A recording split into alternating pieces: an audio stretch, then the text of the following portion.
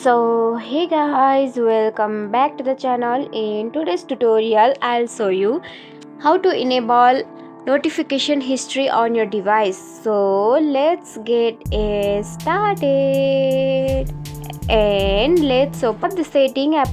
Now see, this is the home page of your settings, and scroll down below, then tap on notification which is available on the bottom of your screen. Now you can see the option of notifications history, so tap on it. Then from here you can see the enable disable icon on the right side of the screen, so tap on it.